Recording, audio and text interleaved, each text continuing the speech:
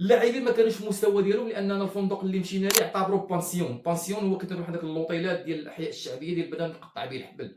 حق حنا ما بتنا في بانسيون، مع العلم ان الاوطيل اللي باتت فيه او اللي قامت فيه المنتخب المصري في طنجه تعتبر ثالث احسن اوطيل في سلسله برشلونه الاسبانيه. فندق مصنف من 5 نجوم اسوبر. ما عرفتش هاد الناس هادو كيفاش تيجيبوا هادشي. الحاجه الثانيه قال لك ان الجمهور المغربي ما ساندناش، وهذا كان من احد العوامل اننا خسرنا الماتش. واش المنتخب المغربي تم تعاقد معاه؟ عندك كونتر على الجمهور المغربي؟ الجمهور المغربي شاريه كاريه. الجمهور المغربي ماشي ملزم انه يشجعك.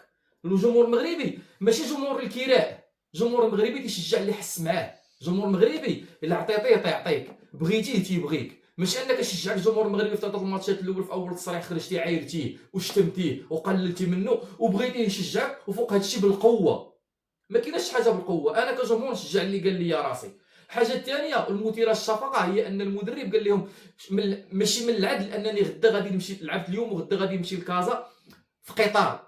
استاذ راك ما غاديش في قطار الصعيد، وراه ما غنهزوكش من كازا من طنجه لكازا في التوك توك غندير لكم جوج وغندير لكم مسيره وانتم غاديين. لا، راه غتمشي في البراقه استاذ. ثاني اسرع قطار في العالم. مدرب عوض ما يركز على الامور ديالو التقنيه والفنيه، يركز على امور وهي مدرب ذكي صراحه. انا مدرب مصري مدرب ذكي، عارف ان واحد الموجه وواحد العاصفه من انتقادات من الجمهور المصري والصحافه المصريه غادا تجي ليه، ناض هو يهرب عليهم. واش بدا يدير شي امور واهيه، شي امور اللي تثير الشفقه والضحكه.